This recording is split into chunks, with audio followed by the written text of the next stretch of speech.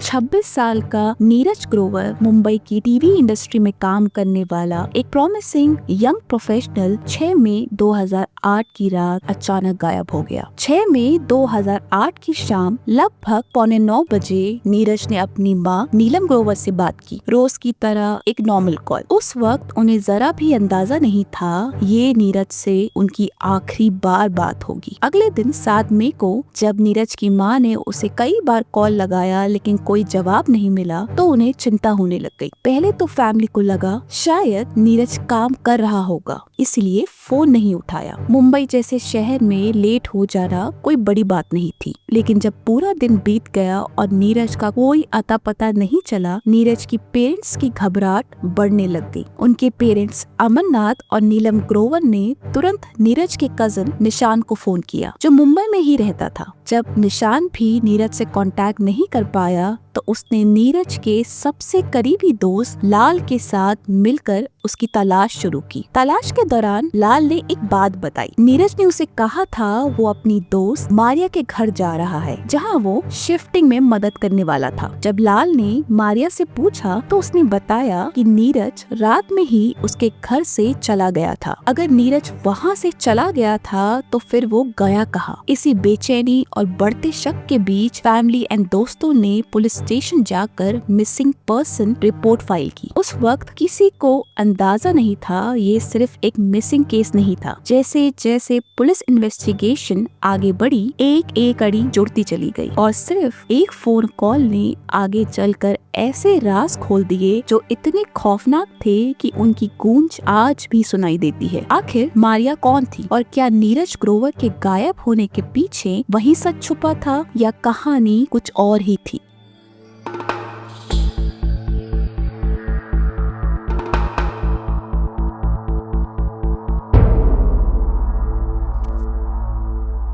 नीरज ग्रोवर का जन्म 23 फरवरी 1982 को उत्तर प्रदेश के किशनी गांव में हुआ था। बचपन से ही नीरज के सपने बड़े थे। वो मीडिया और एंटरटेनमेंट की दुनिया में अपनी पहचान बनाना चाहता था। अपनी पढ़ाई पूरी करने के बाद नीरज ने एमिटी यूनिवर्सिटी से मास कम्युनिकेशन में डिग्री हासिल की। ये उसके करियर का पहला बड़ा कदम था। मुंबई जो सपनों का शहर कहलाता है वही नीरज की अगली मंजिल थी। यहाँ आकर उसने सिनर्जी एड लैब जैसे बड़े प्रोडक्शन हाउस के साथ क्रिएटिव रोल में काम किया। उसने पॉपुलर टीवी शो जैसे क्या आप 5वीं पास से तेज है उसमें भी काम किया। नीरज बालाजी टेलीफिल्म्स की क्रिएटिव टीम का भी हिस्सा रहे जो टीवी सीरियल्स के प्रोडक्शन में एक बड़ा नाम है। जो लोग नीरज को जानते थे उनके लिए वो एक सेंसिटिव, हार्ड वर्किंग और हेल्पफुल इंसान था। अपने दोस्तों और कलीग के लिए ऑडिशन अरेंज करना, उनकी मदद करना, ये सब नीरज के नेचर का हिस्सा था। नीरज के सपने बड़े थे और मुंबई में उसका करियर अभी शुरू ही हुआ था। इसी दौरान नीरज की मुलाकात मारिया सुसाईराज से हुई। मारिया एक छोटी साउथ इंडियन एक्ट्रेस थी जो बड़े स्क्रीन के सपने लेकर टीवी इंडस्ट्री में अपना करियर बनाना चाहती थी, लेकिन मुंबई जैसे शहर में अपने लिए एक जगह बनाना आसान नहीं होता। एक ऐसे ही ऑडिशन के दौरान उसकी मुलाकात नीरज ग्रोवर से हुई जो मुंबई की टीवी इंडस्ट्री में अच्छे कनेक्शन रखता था और एक वेल नोन प्रोडक्शन हाउस के साथ काम कर रहा था। ऑडिशन के बाद दोनों ने नंबर एक्सचेंज किए और धीरे धीरे उनके बीच बातचीत शुरू हो गई। नीरज जो हमेशा दूसरों की मदद करने के लिए रेडी रहता था, मारिया का भी सहारा बन गया। नीरज ने मारिया के लिए ऑडिशन अरेंज करना शुरू किया, उसे नए लोगों से मिलवाया और उसके करियर को एक डायरेक्शन देने की कोशिश की। टाइम के साथ दोनों के बीच मुलाकात बढ़ने लग गई। धीरे धीरे एक प्रोफेशनल रिश्ता पर्सनल जोन तक आ गया। लोगों के मुताबिक नीरज और मारिया के बीच दोस्ती से ज्यादा लेकिन कमिटमेंट से कम एक कनेक्शन बन चुका था। नीरज के अचानक लापता होने के बाद उसकी फैमिली और दोस्त बुरी तरह परेशान हो रहे थे। जो लड़का बिना बताए कभी गायब नहीं होता था, जो हमेशा फोन उठाता था, अब उसका कोई भी अता पता नहीं था। पुलिस ने शुरुआती तौर पर नीरज के दोस्त, कलीग और उसके क्लोज सर्कल से पूछताछ शुरू की। इसी दौरान एक नाम बार बार सबने लिया और वो था मारिया का, वही लड़की जिसके साथ नीरज को अक्सर देखा जाता था और जिसके साथ उसे उस रात आखिरी बार भी देखा गया था।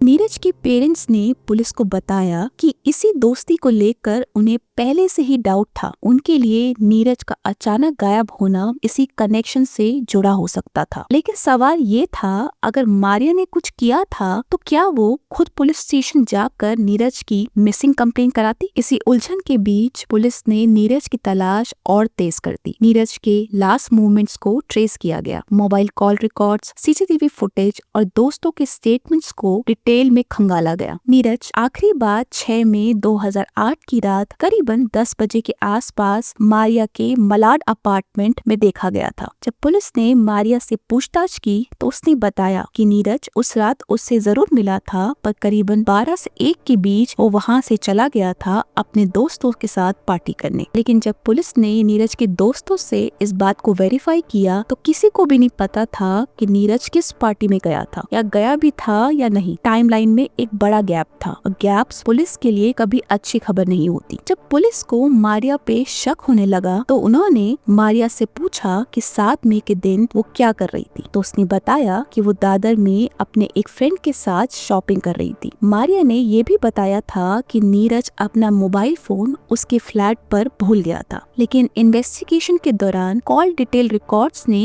एक डिस्टर्बिंग सच सामने रखा। 7 मई को नीरज के फोन पर एक इनकमिंग कॉल आई थी जिसे किसी ने उठाया था और जिससे फोन कुछ सेकंड के लिए एक्टिवेट हुआ। नेटवर्क डेटा के मुताबिक ये फोन मनोर विरार साइट के एक मोबाइल टावर से कनेक्ट हुआ जो दादर से काफी दूर था। यहीं से पुलिस के लिए एक बड़ा सवाल खड़ा हो गया। अगर मारिया दादर में शॉपिंग कर रही थी तो नीरज का फोन मनोर साइट कैसे पहुंच गया? या तो नीरज का फोन घर होना चाहिए था या मारिया के पास। मारिया पे जब पुलिस का शक और बढ़ने लगा तो उसके मोबाइल कॉल रिकॉर्ड्स को डिटेल में चेक किया। इसी दौरान क्राइम ब्रांच को एक और नाम के बारे में पता चला, Emil Jerome Matthew. Matthew Maria को उन दिनों लगातार कॉल कर रहा था। क्राइम ब्रांच के इन्वेस्टिगेशन में ये भी पता चला कि केवल कुछ ही दिनों में मैथ्यू ने मारिया को लगभग 1000 कॉल किए और ये बिल्कुल भी नॉर्मल नहीं था। और सबसे इम्पोर्टेंट बात, मैथ्यू उस रात मुंबई में क्या कर रहा था? अब शक सिर्फ मारिया पर नहीं बल्कि मैथ्यू पर भी जा चुका था। इसी बीच पुलिस ने मारिया के मलाड अपार्टमेंट की तलाशी लेने का फैसला किया। फ्लैट देखते ही एक बात तो क्लियर थी, घर को हाल ही में कुछ ज्यादा ही अच्छी तरह से साफ किया गया था। कुछ ऐसे भी निशान मिले जो इस बात की तरफ इशारा कर रहे थे कि नीरज का यहाँ से निकलना जितना सिंपल बताया जा रहा था उतना था नहीं। तो पुलिस ने बिल्डिंग के वॉचमैन से पूछताछ की तो उसने बताया कि उसने 7 तारीख को मारिया और मैथ्यू को 2 भारी बैग कार की डिक्की में रखते हुए देखा था। पुलिस ने जब उस कार के बारे में मारिया से पूछा तो उसने बताया ये कार मैथ्यू के फ्रेंड जितेश की थी। जितेश एक कोलाबा बेस नेवल ऑफिसर था जो उस वक्त समुद्र पे ड्यूटी कर रहा था। मारिया ने जितेश से कहा था कि अगर पुलिस पूछताछ करे तो वो उसका साथ दे, लेकिन जितेश ने साफ मना कर दिया। दबाव बढ़ने पर मारिया ने माना कि पर्सनल रीजन की वजह से उसने झूठ बोला था और असल में वो कार उसकी फ्रेंड किरण की थी। जैसे जैसे सबूत जुड़ते गए मारिया के स्टेटमेंट्स बार बार बदल रहे थे। जब पुलिस ने मारिया से उसके और नीरज के रिश्ते के बारे में पूछा तो उसने साफ कह दिया, हम दोनों सिर्फ दोस्त थे। मारिया ने पुलिस को ये बताया कि नीरज ने उसे प्रपोज किया था लेकिन उसने रिजेक्ट कर दिया था। इस टाइम पे पुलिस को भी मारिया के किसी बात पर ट्रस्ट नहीं था। वो क्या सच बोल रही है क्या नहीं, हर जवाब एक नया डाउट पैदा कर रहा था। आखिरकार कड़ी पूछताछ के दौरान प्रेशर में मारिया ने अपनी जिंदगी के सबसे बड़े राज खोल दिए। मैथ्यू के साथ उसका असली रिश्ता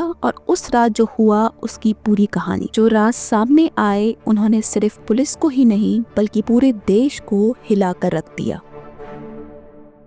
6 मई की रात जब मारिया अपने मलाड वाले घर में शिफ्ट हो रही थी, नीरज वहां उसकी मदद के लिए आया था। रात करीबन 10 बजे मारिया और नीरज शिफ्टिंग के बाद डिनर के बारे में बात कर रहे थे। तभी मारिया के फोन पर मैथ्यू का कॉल आया। ये वही कॉल था जो नीरज की जिंदगी का रुख हमेशा के लिए बदलने वाला था। मैथ्यू जो इंडियन नेवी ऑफिसर था, सिर्फ मारिया का बॉयफ्रेंड ही नहीं बल्कि उसकी जिंदगी का एक बहुत सीरियस हिस्सा बन चुका था। दोनों का रिश्ता इतना गहरा था कि कुछ ही महीनों में शादी भी होने वाली थी। मैथ्यू मारिया से बेइंतहा प्यार करता था, लेकिन जैसे ही नीरज मारिया की जिंदगी में आया, मैथ्यू के अंदर धीरे धीरे एक अजीब सी इनसिक्योरिटी जन्म लेने लगी। उसे लगने लगा था कि नीरज और मारिया के बीच दोस्ती से ज्यादा कुछ और भी चल रहा है, और सच कहें तो कोई भी अपने पार्टनर को किसी और के इतने करीब देखना बिल्कुल पसंद नहीं करेगा। 6 मई की रात जब मैथ्यू ने मारिया को फोन किया था तो बैकग्राउंड में एक आदमी की आवाज सुनकर वो गुस्से में आ गया। जब मैथ्यू ने मारिया से पूछा वहाँ कौन है, तो उसने बहुत ही कैजुअली बताया कि नीरज आया है सिर्फ उसकी शिफ्टिंग में मदद करने, और ये बात मैथ्यू को बिल्कुल पसंद नहीं आई। उसने मारिया को साफ कह दिया था कि नीरज को रात भर रुकने मत देना, पर मैथ्यू को यकीन था कि नीरज मारिया के ही यहाँ रुकेगा। इसी बेचैनी में कोची में रहते हुए भी बिना किसी को बताए मैथ्यू ने फ्लाइट पकड़ी और अगले दिन सुबह मुंबई पहुँच गया। अगले दिन सुबह करीबन 7:30 बजे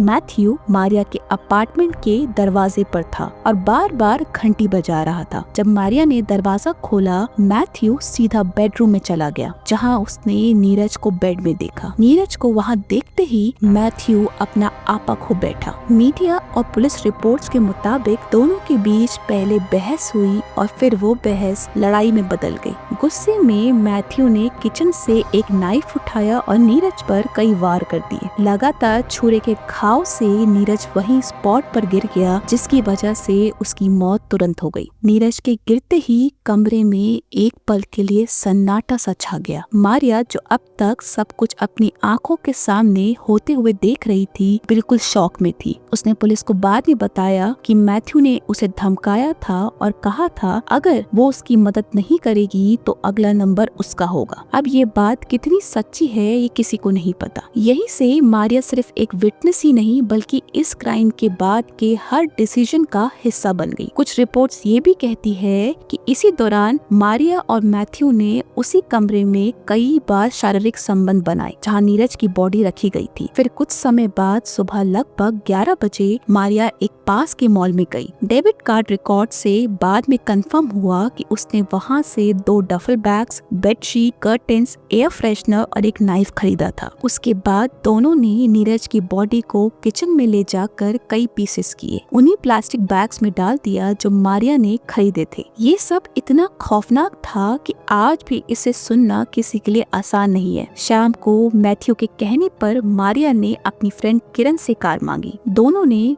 बॉडी के बैग्स कार की डिक्की में रखे और शाम लगभग 4:30 बजे मनोर की तरह निकल पड़े। इसी सफर के दौरान नीरज के मोबाइल फोन पर एक इनकमिंग कॉल आई। फोन उस वक्त मारिया की डेनिम पॉकेट में था। कॉलर का नाम देखने के चक्कर में मारिया से गलती से कॉल रिसीव हो गई। जैसे ही उसे ये एहसास हुआ, उसने तुरंत कॉल डिस्कनेक्ट कर दी, लेकिन तब तक बहुत देर हो चुकी थी। फोन नियरेस्ट मोबाइल टावर से कनेक्ट हो चुका था और इसी एक छोटी सी गलती ने नीरज की फोन की लोकेशन रिकॉर्ड करवा दी। उन दोनों को जरा भी अंदाजा नहीं था कि वो एक ऐसी गलती कर चुके हैं जो आगे चलकर उनके खिलाफ सबसे बड़ा सबूत बनने वाली थी। इन सब के बाद रास्ते में उन्होंने पेट्रोल की 2 बोतलें खरीदी। आमगांव विलेज के पास एक जंगल एरिया में जाकर उन्होंने उन बैग्स को पेट्रोल से भिगोकर आग लगा दी। ये सब करने के बाद वो उसी रात लगभग 9:30 बजे मुंबई लौट आए। उन्हें लगा था वो कभी पकड़े नहीं जाएंगे।